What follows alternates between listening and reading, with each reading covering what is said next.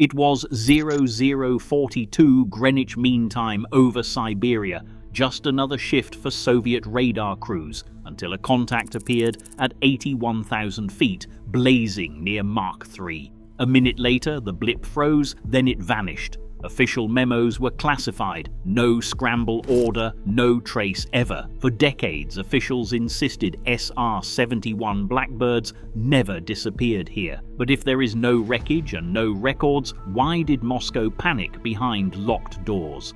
Tonight, you will see the timeline of an event that some insist never happened, except for the evidence nobody can explain.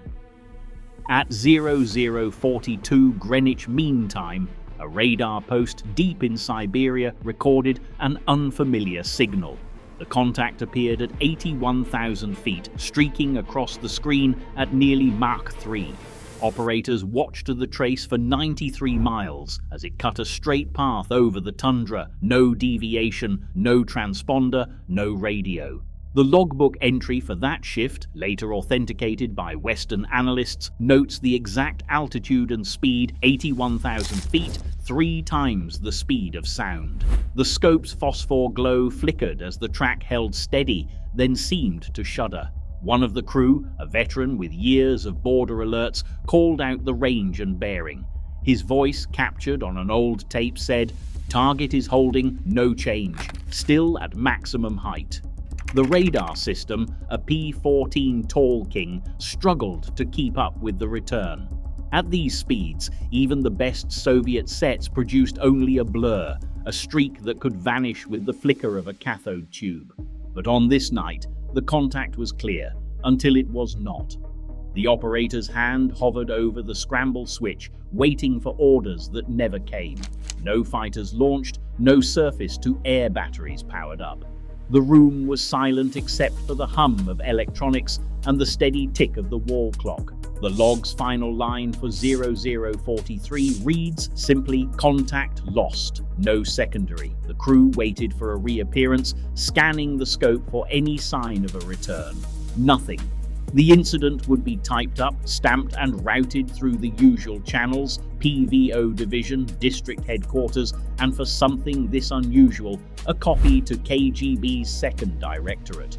No one in the bunker spoke for several minutes. The numbers were there, the tape was running, but the target had slipped away, leaving only a frozen trace and a line in the duty log.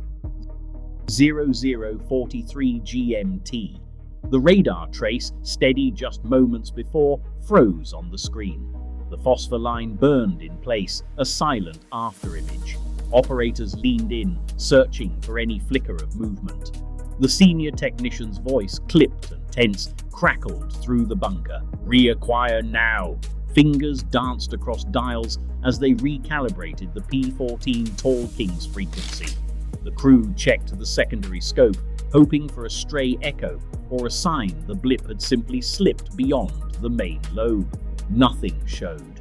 The silence stretched, broken only by the low whine of the air-cooling fans and the faint hiss of static from the open radio channel.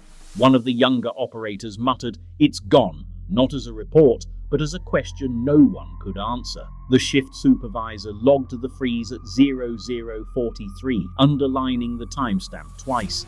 No jamming signature, no Doppler shift, just a sudden halt, 1 second a perfectly linear track, the next a dead spot where the trace should have continued. The bunker's red phone reserved for emergencies stayed silent. No orders came from above.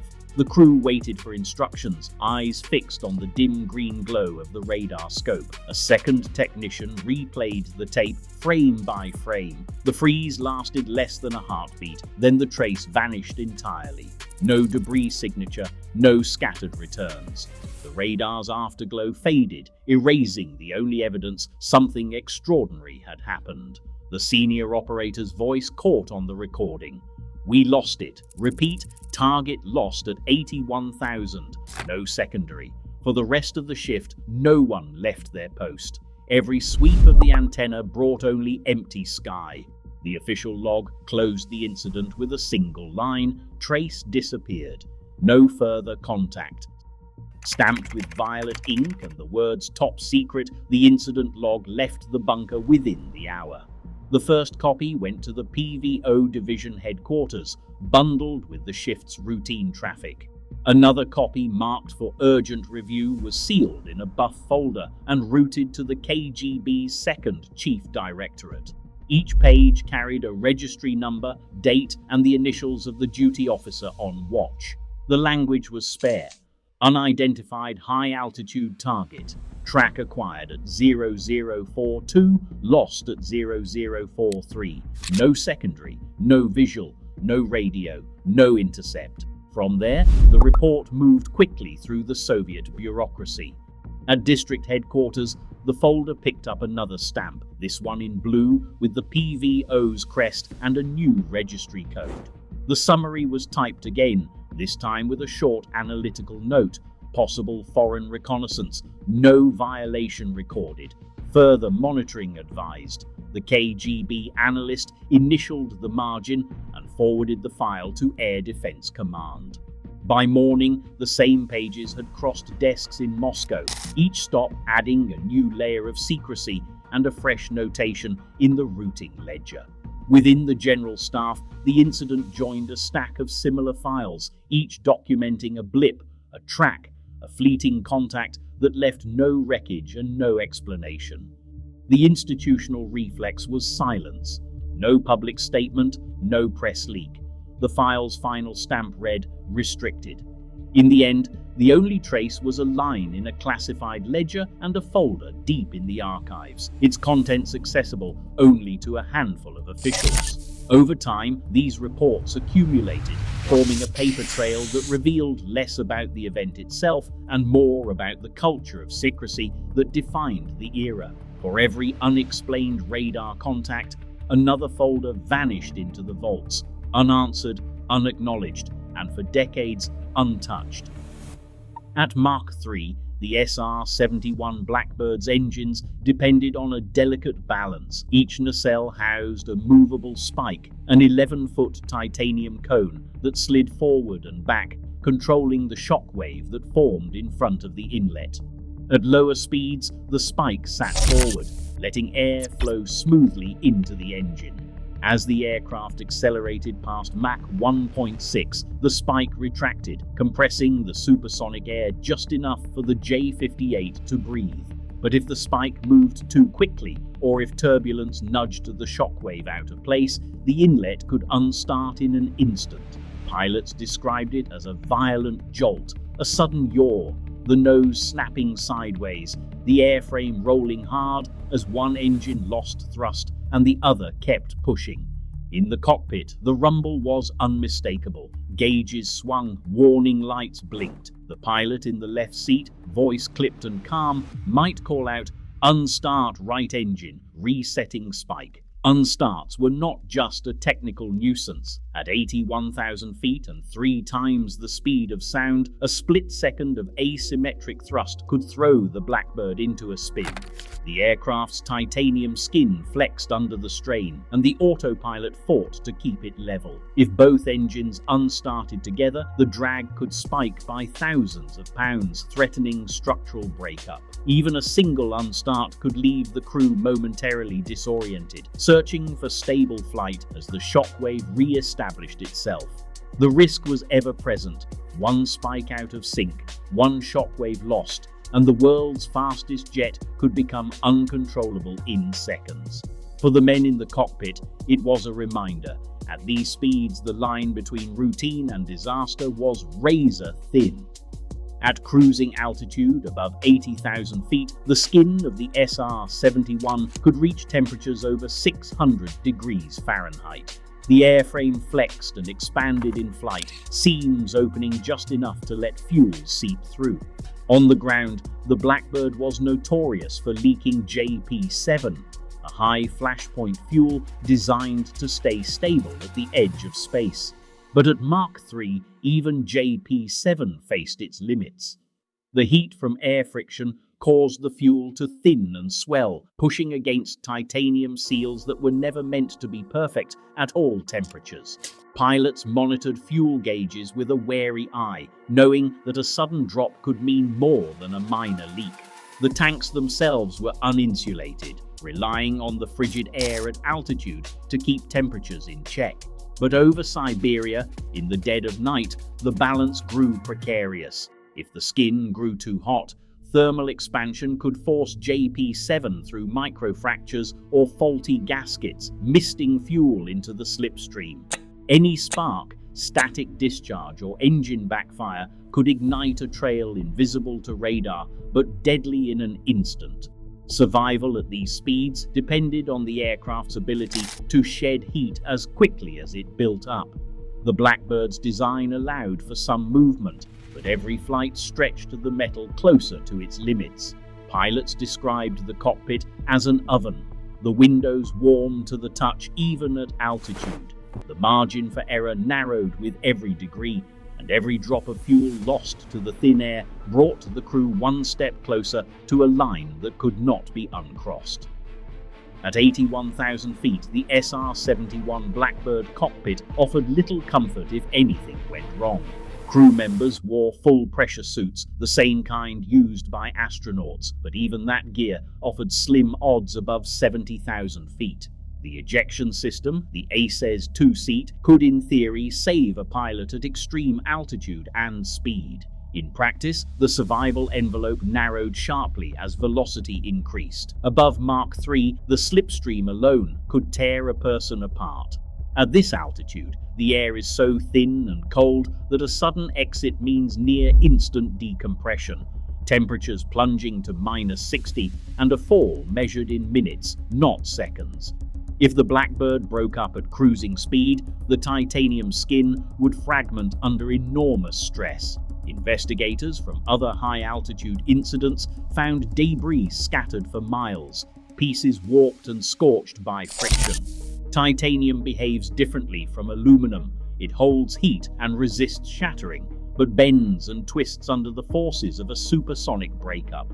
Fragments might tumble for dozens of miles before reaching the ground, leaving a pattern only visible from the air if anyone knew where to look. For the crew, ejection at these heights was a last resort.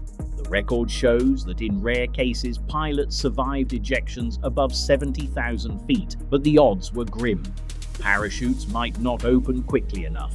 Oxygen systems could freeze. Even with the best equipment, survival depended on a chain of miracles: a clean separation, a functioning seat, and a rescue team able to reach the site before the cold did its work. In the Siberian night, with no radio signal and no search beacon, the margin for survival was vanishingly small. The only clues left behind would be the scatter of titanium, a single ejection seat, or nothing at all.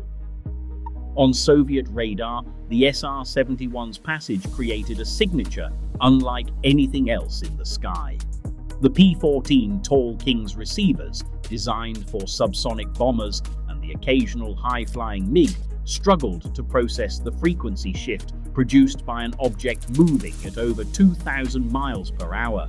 At Mach 3, the Blackbird's return arrived with a Doppler offset so extreme it pushed the limits of the radar's analog circuitry. The pulse returned not as a simple echo, but as a stretched, distorted streak. Its frequency shifted far beyond the calibration marks etched on the scope's glass.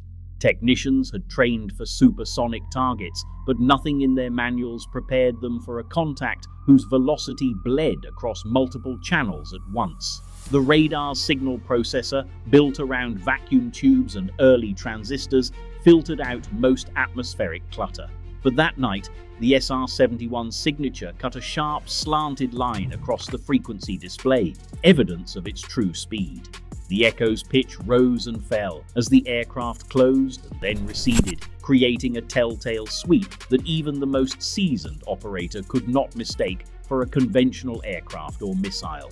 The data recorder captured the offset, mapping a curve that matched only the fastest known targets. For a brief window, the system tracked a velocity profile that no Soviet interceptor could match. Yet even with a clear Doppler trace, the radar's update rate lagged behind the Blackbird's pace. Each sweep of the antenna covered only a fraction of the jet's path. In the interval between pulses, the SR-71 could cross miles of airspace, slipping through the gaps in Soviet coverage. The result? A track that appeared on one sweep, blurred on the next, and then, without warning, vanished entirely. The frequency offset lingered on the tape, a technical fingerprint of a machine built to outrun both missiles and detection itself. On the P14 Tall King scope, the frozen trace lingered longer than it should have. Under normal operation, the display updated every few seconds, each sweep translating the antenna's rotation into a fresh arc of green. But at the edge of the system's range, lag crept in. A target moving at Mach 3 could leap several miles between sweeps, leaving a phosphor afterglow that outlasted the real signal. The operators knew this artifact well. A ghost image hanging in place could mislead even seasoned crews into thinking a contact had stopped or vanished in mid-air. To rule out a technical glitch, the supervisor ordered a cross-check with the low-power auxiliary scope. That set, running at a different frequency and with a separate signal chain, showed only the expected background clutter, no trace at the coordinates where the main scope's blip had frozen. The crew switched to manual gain control, adjusting the brightness and contrast in case a faint return was buried beneath the noise. Still nothing. The main scope's line remained fixed, a silent echo of a track that no longer existed. Triangulation with a neighboring station was impossible. The contact had crossed the boundary too quickly, and the next post's sweep arrived seconds too late. In the bunker, technicians debated whether the freeze was a true loss or a scope artifact. The logbook recorded the validation steps: secondary scope negative, manual gain check, no cross-station confirmation. In the end, the only evidence left was a burned-in afterimage, a technical illusion that for a moment suggested the impossible, a target that simply stopped in the sky. Two rival theories divided the analysts assigned to the case. One group, led by radar specialists, argued for a catastrophic breakup. In their scenario, the SR-71 structure failed at altitude, perhaps from an inlet unstart or a thermal spike, scattering titanium fragments across the upper atmosphere. On radar, a breakup would create a sudden spray of faint scattered returns, multiple small echoes each drifting away from the original path. Investigators reviewed the tapes, searching for any sign of a debris cloud, a cluster of weak blips, or a widening fan of returns. The record, though, showed none. The main trace simply froze, then vanished. No secondary scatter, no residual echoes. Others pointed to the possibility of electronic deception. The SR-71 carried advanced countermeasures, jammers, transponder tricks, and radar-absorbing coatings. Soviet crews had seen so-called ghost signatures before, a target that split into two or more blips or seemed to jump laterally across the scope. Electronic countermeasures could, in theory, spoof a radar's return, making a plane appear to dissolve or leap out of existence. But the Tall King's log showed a clean break. No ghosting, no split. The trace ended as a single frozen line. Specialists debated the evidence late into the night. If the Blackbird had broken up, the radar should have registered a scatter of returns. If it had used jamming, the scope would show telltale ghosts or noise. But the tapes offered neither. Only a sharp cutoff remained, with no physical or electronic signature left behind. The mystery deepened. Was this a failure of steel, a trick of the signal, or something neither side could explain? A single frame from the Soviet radar tape, labeled with a registry code and shift date, became the centerpiece of the incident file. To verify what the operators saw, analysts scrutinized every detail, including the grain of the phosphor, the angle of the sweep, and the faint ghost of a frozen trace. The metadata card attached to the image, standard for the era, listed partial ground sample distance, sensor type, and the precise timing of the capture. But even these technical footnotes came with caveats. The sensor's optical path, already degraded by years of use, struggled with the auroral glow that night. High-latitude interference left the contrast uneven, washing out the edges of the trace and blurring the boundary between signal and noise. Archive identifiers stamped in the margin traced the image's journey through the chain of command. The original negative was missing. Only a second-generation print survived. Analysts noted the telltale signs of duplication, softened detail, and a faint crease where the paper had been folded for transport. The pixel structure, visible under magnification, hinted at the limits of Soviet imaging in the 1980s. Any attempt to extract more from the frame, photogrammetry, and terrain matching would be hampered by the uneven exposure and the presence of stray light from the aurora. The provenance was clear enough to confirm the image's origin, but not its full reliability. As the file moved up the ranks, each new analyst weighed the evidence against the technical flaws, aware that the image might be the tangible link to a vanished target. Under magnification, the analysts focused on the brightest cluster of pixels near the center of the surviving radar frame. Soviet photogrammetry teams, trained to distinguish natural terrain from metallic debris, applied a grid overlay and measured the intensity of each segment. Titanium, the primary material in the SR-71 skin, reflects radar energy differently than permafrost or ice. In theory, a field of scattered fragments would register as a tight, high-contrast group, distinct from the diffuse, irregular reflections of frozen ground or river channels. The team logged the coordinates and compared them to known topographical features, searching for patterns that matched the expected signature of a supersonic breakup. The results, though, were inconclusive. The cluster stood out against the background, but not enough to rule out a patch of exposed rock or an ice lens reflecting the radar pulse. Statistical confidence hovered around 35%, too high to dismiss, too low to confirm. The report noted the limitations, uneven sensor gain, auroral interference, and the degraded quality of the archival print. Each attempt to sharpen the image introduced new artifacts, blurring the line between signal and noise. In the end, the analysts catalogued the bright cluster as an anomaly of interest, but not definitive evidence. Their summary: possible debris, probability low.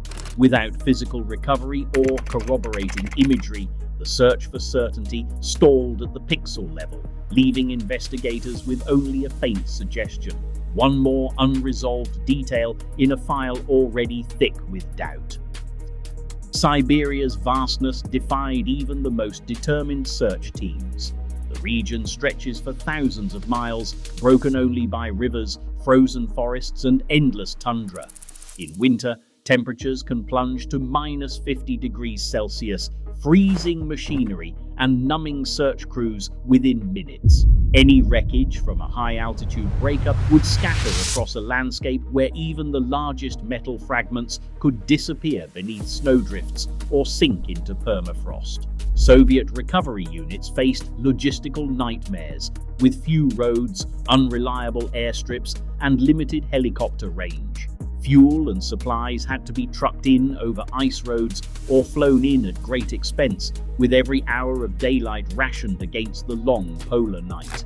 Even if a search team reached the suspected site, the ground itself posed new problems. Permafrost could swallow evidence within days, while shifting ice and spring floods erased surface traces by the time the thaw arrived. The harsh climate also played tricks on radar and infrared sensors, masking debris fields with false returns from ice lenses or rocky outcrops. For Soviet commanders, mounting a full-scale ground search in these conditions meant risking men and machines for a result that was never guaranteed. With each passing day, the odds of finding any trace grew smaller, leaving only unanswered questions buried in the cold silence. A mechanical breakup at Mach 3 leaves a signature that is both violent and unmistakable if you know what to look for. At such speeds and altitudes, the SR-71's titanium skin would not shatter like aluminum, but tear and twist, scattering fragments over a vast area. Investigators expected a pattern, a loose ellipse of debris, with the heaviest pieces, engine nacelles and landing gear, falling first, and lighter panels and struts carried by high-altitude winds for miles. In prior high-speed failures, titanium fragments showed burnishing on one side from atmospheric friction, the edges curled from thermal shock. Soviet analysts, poring over radar data and field reports, mapped possible impact zones based on the last known vector.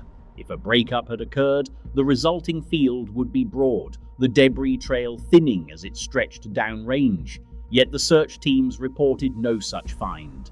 No line of scorched metal, no telltale scatter of heat-blued titanium. The only anomalies traced in satellite imagery were ambiguous bright patches that could just as easily be exposed rock or ice. Without physical evidence, the hypothesis hung on the absence of proof.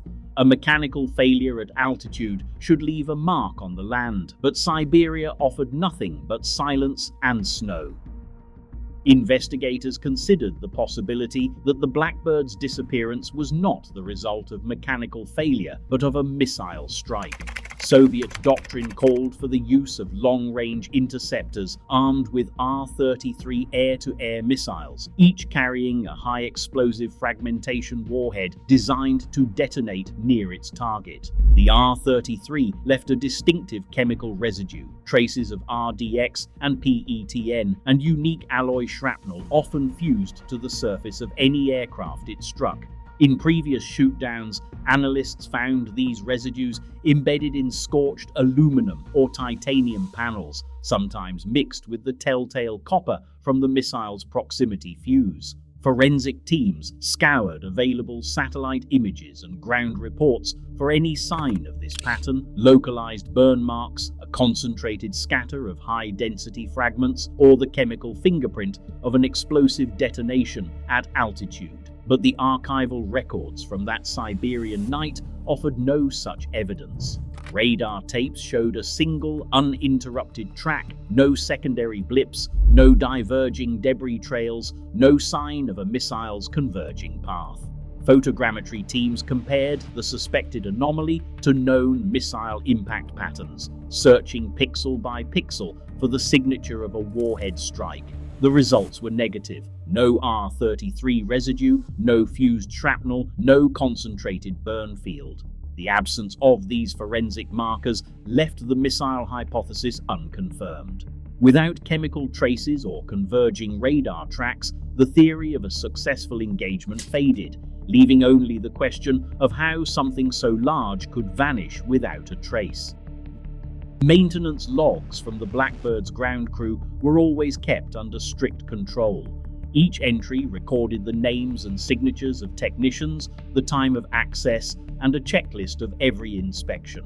On the night before the disappearance, the logbook at Mildenhall showed a full roster. No gaps, no unauthorized entries. The pre-flight walkaround, performed by two senior mechanics, noted only routine wear, a slightly loose access panel on the left nacelle and a minor hydraulic seep at the starboard main gear. Both issues were signed off and double-checked. Security logs from the hangar listed only the expected personnel, no visitors, no flagged badge swipes, and no missing tools at shift's end. The fuel truck's manifest matched the delivery receipt, and the JP7 batch number traced back to standard stock. Investigators combed through the records, searching for any hint of tampering, a misplaced wrench, a tool left inside a compartment, an unexplained fingerprint on a critical panel.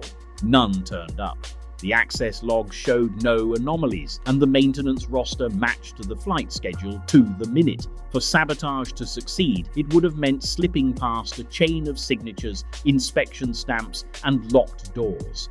The paper trail left no room for a hidden hand. In the end, the file closed with a single line. No evidence of ground-based interference. The search for answers would have to look elsewhere.